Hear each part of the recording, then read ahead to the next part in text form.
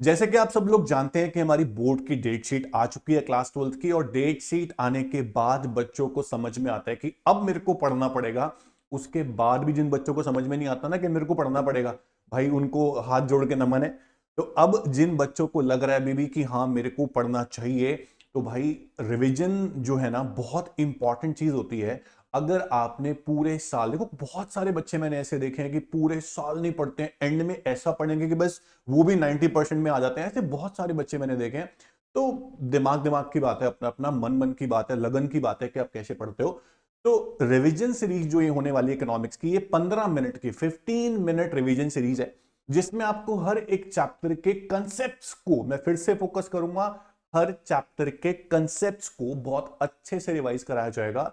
देखो बहुत सारे बच्चे ऐसे भी हैं जो ये सोच रहे हैं कि मैंने कभी इकोनॉमिक्स पढ़ी नहीं पूरे साल, तो अब मैं रिवीजन सीरीज से 15 मिनट में सब कुछ कर लूंगा।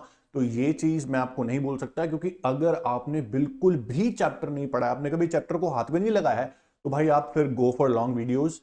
इस चैनल पर है लॉन्ग वीडियोस, उसकी प्लेलिस्ट बनी हुई है, पूरे चैप्टर को ध्यान से देखो। अदरवाइज जिन बच्चों ने चैप्टर एक बार कर लिया है और कंसेप्ट थोड़े थोड़े बारीकी से क्लियर नहीं है, तो आप इस रिवीजन सीरीज का बहुत फायदा उठा सकते हैं। इस 15 मिनट की रिवीजन सीरीज में मैं आपको हर चैप्टर को 15 मिनट में रिवाइज कराऊंगा।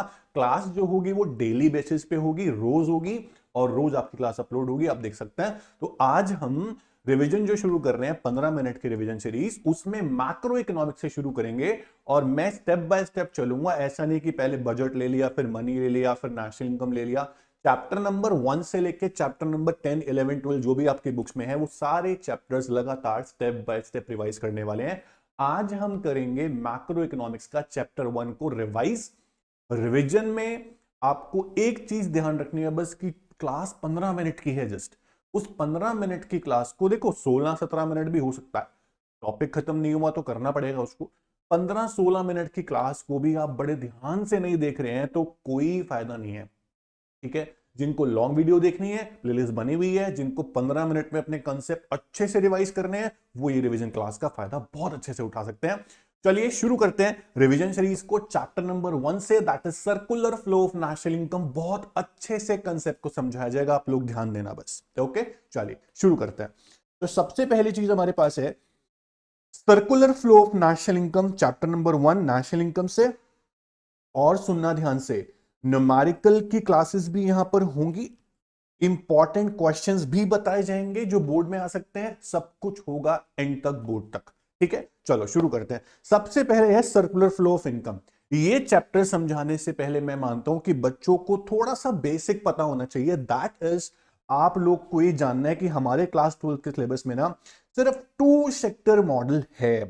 टू सेक्टर मॉडल मतलब कि हम हाउस होल्ड सेक्टर की बात करेंगे और फर्म की बात करेंगे, गवर्नमेंट सेक्टर का और रेस्ट ऑफ द वर्ल्ड का। इस चैप्टर में कोई लेना देना नहीं है, क्योंकि हम पढ़ रहे हैं टू सेक्टर मॉडल। अब आपको फालतू चीजों पे ध्यान नहीं देना है, मोस्ट इंपॉर्टेंट चीजों पे ध्यान देना है। टू सेक्टर मॉडल की बात हो रही है। वैसे 4 सेक्टर होते थे, house hold sector, firm sector, government sector और रेस्ट ऑफ द वर्ल्ड। लेकिन जो आपका ये चैप्टर है सर्कुलर फ्लो ऑफ इनकम, ये हाउस होल्ड और फर्म तक ही लिमिट है। उसके बाद अब सुनो ध्यान से, सर्कुलर फ्लो ऑफ इनकम होता क्या समझ में आएगा। पहले ये समझो कि हाउस होल्ड और फर्म का आपस में काम क्या है। सबसे पहली बात, हाउस होल्ड क्या करते हैं।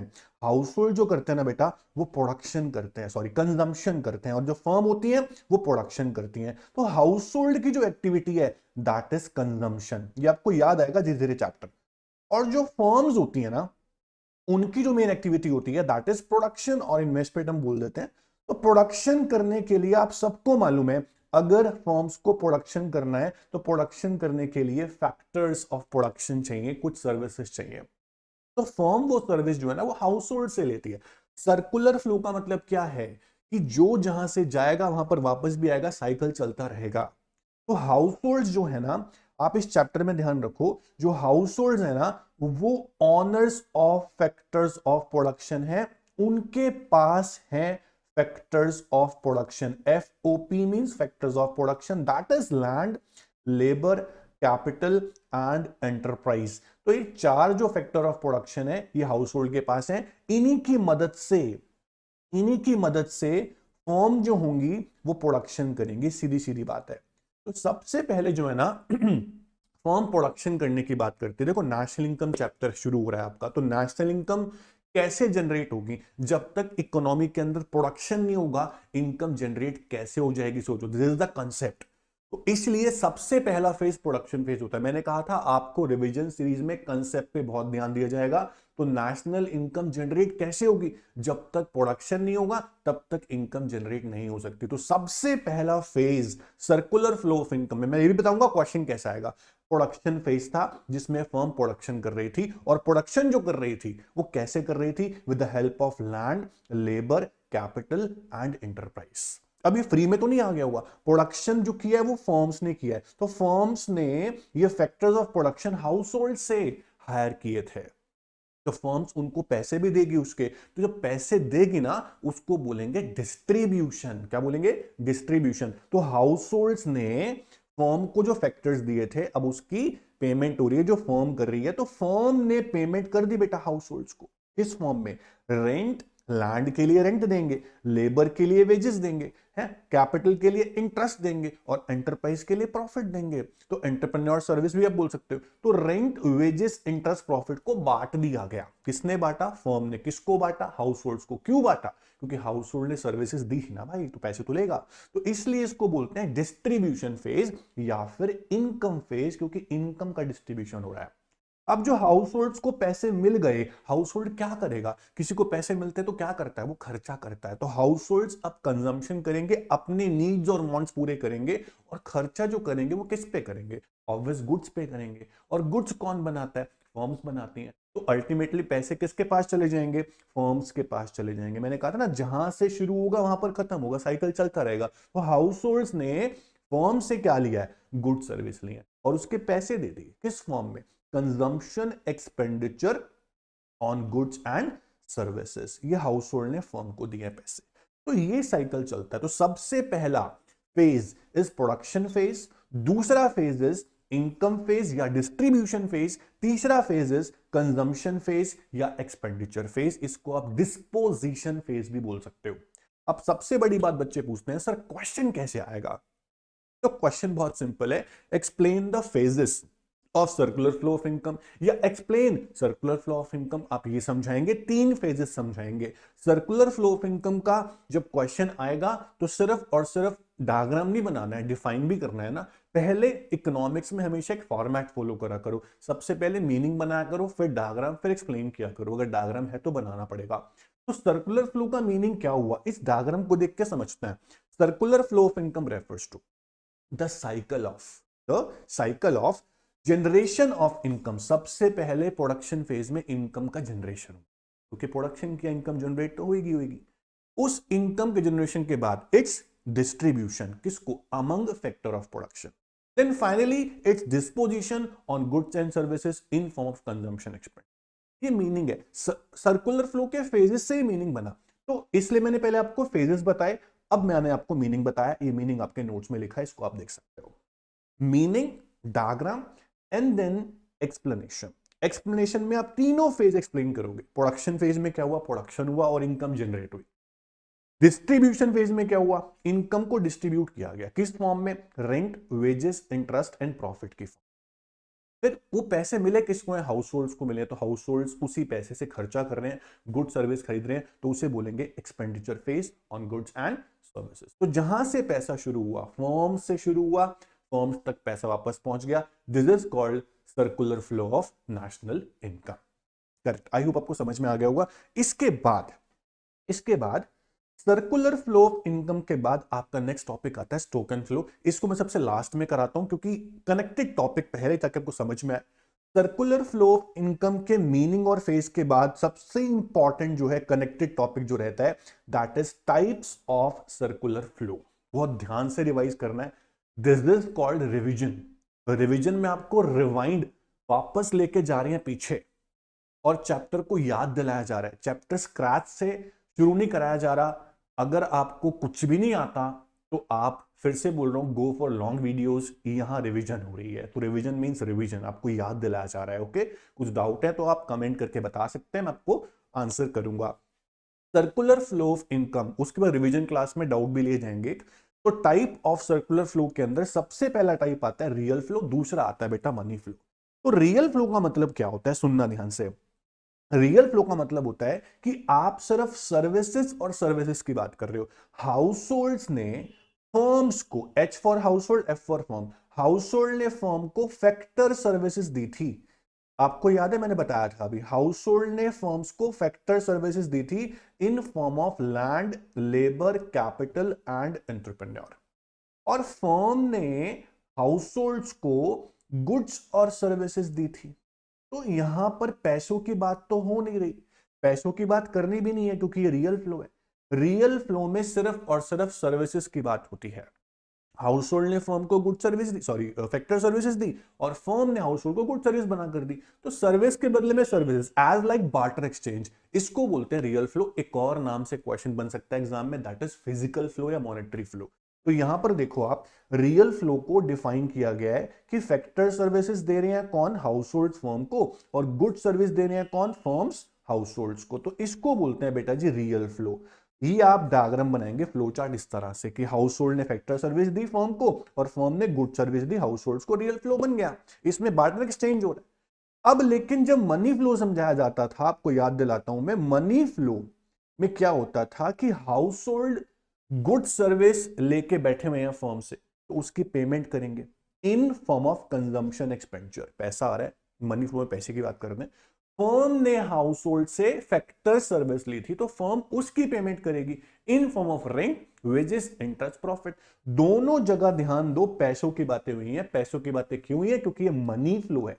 एक बात ध्यान रखो, रियल फ्लो को फिजिकल फ्लो, मनी फ्लो को मॉनेटरी फ्लो बोलते हैं। वेरी वेरी इंपॉर्टेंट है, आप नाम याद रखो, नॉमिनल फ्लो भी बोलते हैं। एक क्वेश्चन बनता है यहां से इनडायरेक्ट कि कौन सा फ्लो, रियल फ्लो या मनी फ्लो, दोनों में से कौन सा फ्लो हमारी इकोनॉमी का रियल मैग्नीट्यूड, ग्रोथ, ग्रोथ का मैग्नीट्यूड शो करता है, किससे ज्यादा ग्रोथ दिखती है। कभी भी मनी फ्लो आपको ग्रोथ नहीं दिखाएगा, क्योंकि मनी फ्लो में मनी बढ़ रही है, मनी तो इन्फ्लेशन से भी बढ़ सकती है, प्राइस बढ़ने से भी आपके पास पैसे ज्यादा आ सकता है। लेकिन जहां गुड सर्विस ज्यादा प्रोड्यूस हो रही है वो असली ग्रोथ है। तो रियल फ्लो में गुड सर्विस ज्यादा दिखाई गई है, सर्विसेज दिखाई गई हैं, तो रियल ग्रोथ जो शो होती है वो रियल फ्लो से ही शो होती है। This is the indirect question, ये एग्जाम में आ सकता है। उसके बाद रियल फ्लो मनी फ्लो का डिफरेंस आराम से आप कर सकते हो। आप पहले मीनिंग बता दो, मीनिंग के बाद आप बता दो कि कौन सा एक्सचेंज है, यहां पर गुड सर्विस का एक्सचेंज है या मनी का एक्सचेंज है मनी फ्लो के अंदर। रियल फ्लो में डिफिकल्टी एक्सचेंज में, क्योंकि बार्टर एक्सचेंज टाइप हो रहा है, कितनी सर्विस दें कितने गुड्स लें, डिफिकल्टी होती थी बार्टर एक्सचेंज में। मनी फ्लो में कोई डिफिकल्टी नहीं, क्योंकि मनी से तो हम सब कुछ मेजर कर सकते हैं आसानी से। एक नाम बता दें, रियल फ्लो का फिजिकल फ्लो, मनी फ्लो का नॉमिनल फ्लो या मॉनेटरी फ्लो, ये डिफरेंस हो गया रियल मनी फ्लो में, ये आपको याद आ रहा होगा। अब जो हमारे पास टॉपिक बचता है that is stock and flow और लीकेजेस एंड इंजेक्शन। पहले समझ लो कि स्टॉक एंड फ्लो क्या होता है। इसमें बच्चों को डाउट आता है, थोड़ा सा मैं आराम से समझाऊंगा, चाहे 2 मिनट फालतू लग जाए, लेकिन ध्यान से समझाऊंगा, क्योंकि मेरा मोटिव ये नहीं है कि 15 मिनट में चैप्टर खत्म तो रिवीजन खत्म, समझ में कुछ आया ना आया, ऐसा नहीं है, समझ में भी आना चाहिए। तो स्टॉक और फ्लो बड़े ध्यान से सुनना, बड़े ध्यान से, बहुत छोटी सी मैं सिंपल सी ब्रीफ में बता दूंगा आपको कि स्टॉक फ्लो अच्छे से टिप्स पे कि होता क्या है। देखो, स्टॉक का मतलब क्या है, सबसे पहली बात जो स्टैटिक रहे, और दूसरी चीज पर्टिकुलर पॉइंट ऑफ टाइम पे ही मेजर किया जाए। पर्टिकुलर पॉइंट ऑफ टाइम, ऐसा नहीं कि पर week, per month, per day कभी भी मेजर हो रहा है, वो स्टॉक नहीं होता।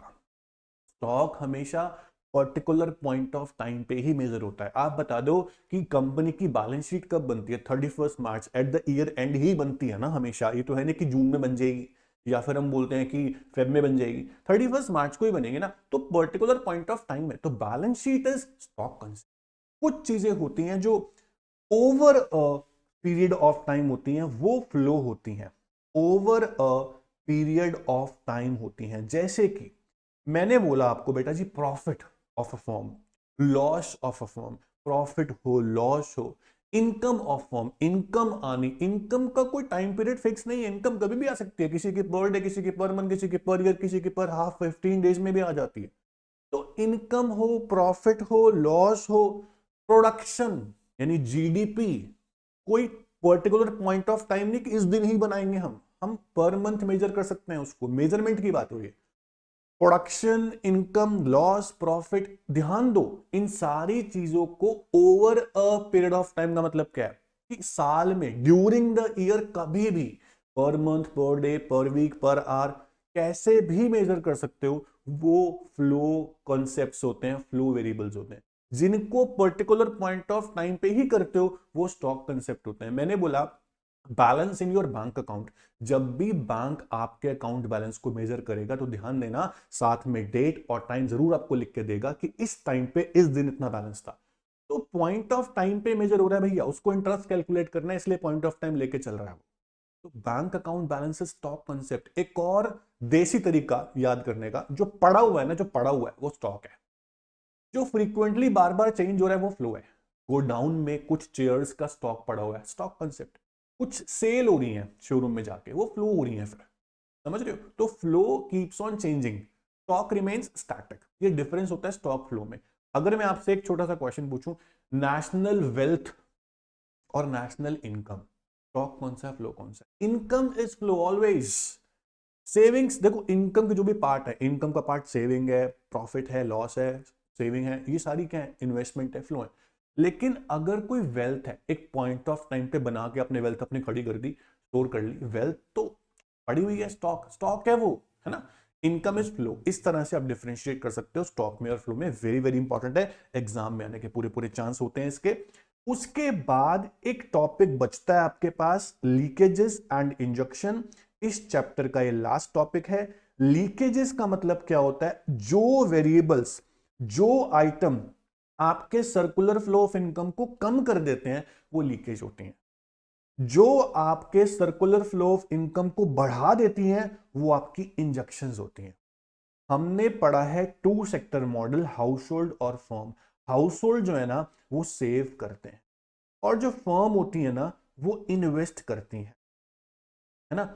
उसके अलावा गवर्नमेंट सेक्टर भी होता है। लीकेज इंजेक्शन में चारों सेक्टर को आपको लेके चलना, तभी आप समझा पाओगे। गवर्नमेंट जो है वो टैक्स भी चार्ज करती है और गवर्नमेंट एक्सपेंडिचर भी करती है पब्लिक पे। रेस्ट ऑफ द वर्ल्ड से हम इंपोर्ट भी करते हैं, उससे एक्सपोर्ट भी करते हैं, है ना। तो बहुत सारी चीजें हैं।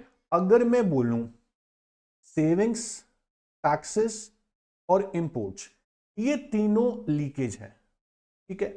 फिर मैं बोलता हूं इन्वेस्टमेंट, गवर्नमेंट एक्सपेंडिचर और एक्सपोर्ट्स, ये तीनों इंजेक्शन है। ये 4 सेक्टर तक का लीकेज इंजेक्शन है।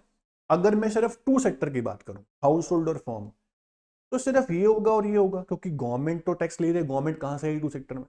तो सेविंग्स और इन्वेस्टमेंट, सेविंग्स लीकेज है, इन्वेस्टमेंट इंजेक्शन। इन्वेस्टमेंट इंजेक्शन क्यों है? इन्वेस्टमेंट आपके पैसे को और बढ़ाती है। अगर आपका पैसा सेविंग में पड़ा हुआ है तो पड़ा ही हुआ है, वो इनकम बढ़ाएगा नहीं आपकी। सेविंग से क्या इनकम बढ़ती है? कोई भी नहीं हो, तो आप सेव कर रहे हो जस्ट, तो आपकी लीकेज है। टैक्सेस से पैसा घटता है हमारा, हम पे कर रहे हैं, पैसा कम हो जाएगा, टैक्सेस लीकेज है। गवर्नमेंट एक्सपेंडिचर से कंट्री की इनकम बढ़ती है, वो इंजेक्शन है। तो ये 3 सेक्टर मॉडल की बात हो गई। 4 की बात भी कर लेते हैं। इंपोर्ट करोगे पैसा जाएगा, लीकेज है। एक्सपोर्ट करोगे पैसा आएगा, इंजेक्शन है। तो ये 4 सेक्टर मॉडल में सेविंग्स, टैक्सेस, इंपोर्ट्स, लीकेज, और investment, government expenditure, exports, injection, क्योंकि पैसा बढ़ता है। Leakages must be equal to injection. एक लाइन बच्चों को समझ नहीं आती, 2 सेक्टर मॉडल में जो ये विदाउट फाइनेंशियल मार्केट लिखा है, नो लीकेज, मतलब क्या है इसका? कोई फाइनेंशियल मार्केट मतलब बैंक्स नहीं है, इन्वेस्टमेंट के लिए स्टॉक एक्सचेंज नहीं है, तो ना ही कोई आप सेविंग कर पाओगे ना आपको इन्वेस्टमेंट कर पाओगे। तो नो लीकेज, नो इंजेक्शन। अगर फाइनेंशियल मार्केट हो तो लीकेज भी होते हैं, इंजेक्शन भी होते हैं, सब होता है। तो 2 sector model, 3 sector model, 4 sector model, सब में अलग अलग लीकेज इंजेक्शन आपको समझा रखी है, ये आप कर लेना। तो चैप्टर नंबर 1 में से जो भी क्वेश्चन आएंगे, छोटे क्वेश्चन बनेंगे, बड़ा क्वेश्चन बनने के चांस थोड़े से कम है। मैं हमेशा आपको एक गाइड करूंगा कि कोई भी चैप्टर, भले वो 2 मार्क्स का क्यों ना हो, हमें छोड़ना नहीं है। 2 मार्क्स से ही 40 बनेंगे, ध्यान रखना। तो आई होप आपको चैप्टर नंबर 1 की रिवीजन 15 से 16 मिनट में अच्छे से हो गई होगी। आज ये क्लास 18-19 मिनट की हो चुकी है, क्योंकि मैंने आपको थोड़ा सा इंट्रोडक्शन भी दिया है ना। तो ये रिवीजन सीरीज ऐसे चलेगी। अगर आपको समझ में आया तो बहुत अच्छी बात है, आपको समझ में नहीं आया तो गो फॉर लॉन्ग वीडियोस बनी हुई, वो आप देख सकते हो। ओके, नेक्स्ट क्लास में नेक्स्ट चैप्टर रिवाइज होगा 15-16 मिनट्स में अच्छे से। अपने कंसेप्ट को क्लियर करो और साथ साथ पढ़ो। इसके बाद पूरा नेशनल इनकम जब हो जाएगा उसके न्यूमेरिकल क्लास होने वाली है, बड़ी जबरदस्त क्लास होगी वो, सब डाउट आपके लिए जाएंगे। आज के लिए इतना ही बच्चों, thank you so much, take care, all the best.